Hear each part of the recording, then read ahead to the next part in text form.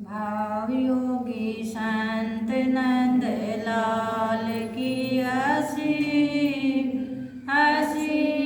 जय जयकारी हो। बाबा बलदेव की असीम जय जयकारी हो।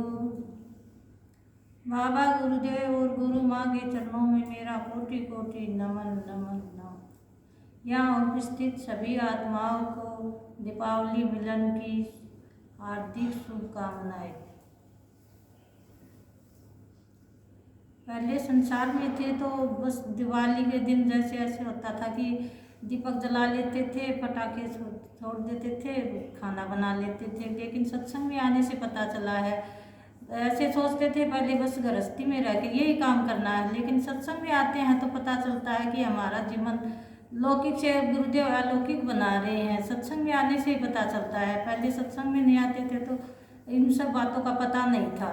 तो पहले जैसे त्रेता में भगवान राम 14 वर्ष का वनवास काट कर अयोध्या में आए तो लोगों ने दीपावली मनाई, दीपक जलाए, उनकी खुशी में मनाई। लेकिन हमें अब पता चला कि ये हमारे नव द्वारे की अयोध्या है, इसमें जब तक भगवान का प्रवेश नहीं होगा तब तक दीपावली नहीं। तो हमें सत्संग में आकर ये जाना कि हमारे अंदर भी बहुत भगवान का भाव है, प्यार है, आनंद है, शांति है। लेकिन इस नव द्वारे के अयोध्या में हमें भगवान को उपस्थित करना है, तभी हमारी सच्ची दिवाली होगी। हमें ये बात सत्संग में आकर जानी।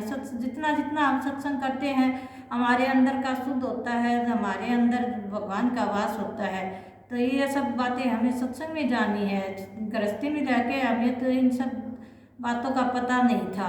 गृहस्थी में हैं तो बस काम कर लेते हैं, खाना बना लेते हैं, बच्चे पालने, इन्हीं में बस ऐसे रहता है कि हमारा तो यही काम है।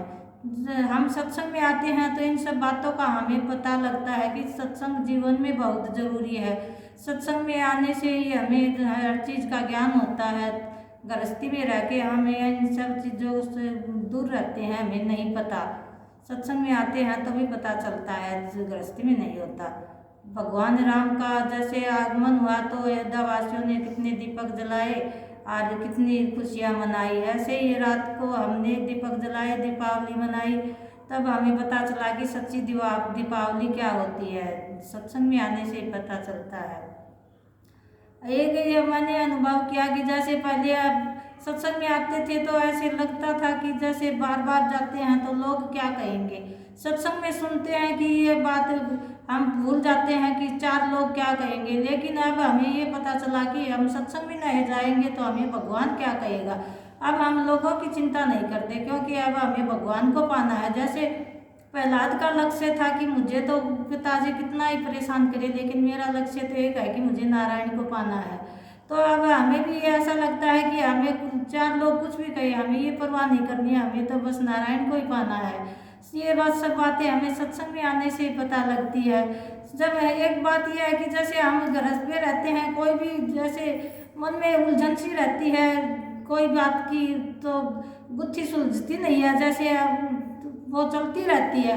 लेकिन सत्संग में आते हैं तो वो उस बात का, जैसे चाहे कोई प्रवचन हो, चाहे अमृतवाणी का भाव हो या कोई भी भाव हो, उस बात का हमें समाधान मिल जाता है। ये मैंने बहनों से भी सुना, मैंने खुद ने भी अनुभव किया कि जब कोई भी बात होती है तो उस बात की समस्या तुरंत हल हो जाती है।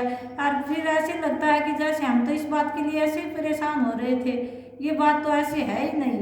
तो हमें इन सब बातों का ज्ञान सत्संग में आते हैं तभी पता चलता है। नहीं तो घर पे रहते हैं तो बस सारा दिन यही रहते हैं, काम करते हैं, खाना बना लेते हैं, बच्चों का काम करते हैं, बस इन्हीं में हमारा पूरा दिन व्यतीत हो जाता है। लेकिन अब हमें ये सब नहीं करना है। ये काम तो हम करते ही रहेंगे, लेकिन हमें अंदर से भगवान से जुड़ना है। अभी बताया ना कि मन की दृष्टि, तो अब हमें मन की दृष्टि से भगवान को पाना है। जैसे रात को आरती कर रहे थे तो आरती करते समय मुझे ऐसा लगा जैसे आरती तो गा रहे थे लक्ष्मी जी की, मेरे को ऐसा लगा जैसे गुरुदेव बैठे हैं सामने, कमल का फूल ले रखा है, जैसे लक्ष्मी माँ ने कितने अस्त्र शस्त्र धारण किए अष्टभुजा में। एक बार नवरात्रा में भी ऐसा हुआ कि जैसे मैं नवरात्रा मैं करती तो नहीं, लेकिन आरती कर रही थी नवरात्रा की, और तो ऐसे लगा कि जैसे गुरुदेव सिंह के ऊपर बैठे हैं, अष्टभुजा धारण किए। अब तो कुछ भी है, जैसे आगे से निकलती हूँ, श्याम बाबा का सामने होता है तो ऐसे लगता है मेरे को जैसे गुरुदेव सामने बैठे हैं। तब मेरा एक ही लक्ष्य है कि मुझे तब गुरुदेव को पाना है। गुरुदेव आप ये इच्छा पूरी करना। आपके सत्संग में आते आते एक दिन मेरा ऐसे मन है कि गुरुदेव एक दिन आप अपनी गोद में जरूर बैठाएंगे। हरि राम।